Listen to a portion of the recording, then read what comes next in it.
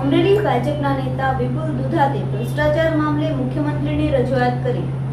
અમરેલી ભાજપના નેતા વિપુલ દુધાતે મુખ્યમંત્રીને પત્ર પાઠવ્યો હતો. વિપુલ દુધાતે જણાવ્યું હતું કે અમરેલી જિલ્લાના મનરેગાના કામોમાં ભ્રષ્ટાચાર થયો છે.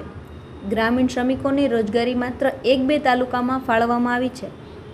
2021થી 2024 વચ્ચેના સમયગાળામાં જવાબદાર અધિકારીઓએ નીતિ નિયમો નેવે મૂક્યા હતા. રૂપિયા 7 થી 8 કરોડનો ભ્રષ્ટાચાર થયો હોવાનો અધિકારીઓ પર વિપુલ દુધાતે આક્ષેપ કરતા કહ્યું હતું કે દરેક કામોની સ્થળ તપાસ થાય તો અધિકારીઓ અને અન્ય વ્યક્તિઓના નામ ખુલે તેમ છે. આઈપીએસ હસમુખ પટેલની અધ્યક્ષતામાં તપાસ સમિતિની રચના કરવાની માંગ કરવામાં આવી છે. ભાજપના રાજમાં ભાજપના નેતાઓને ભ્રષ્ટાચાર થયો હોવાનો આક્ષેપ કરતા રાજકીય ખળભળાટ મચી ગયો હતો. હું વિપુલ કુમાર મગનભાઈ દુધાત, સદસ્ય જિલ્લા પંચાયત અમરેલી.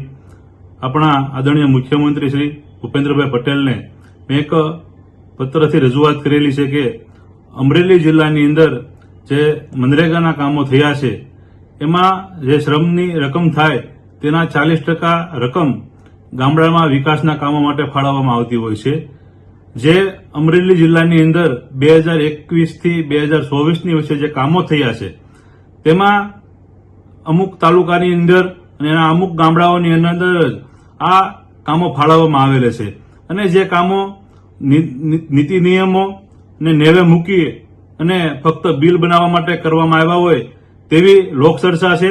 અને તેમાં 7 થી 8 કરોડનું કૌભાંડ થયું હોય અને ભ્રષ્ટાચાર થયું હોય તેવી લોકચર્ચા છે.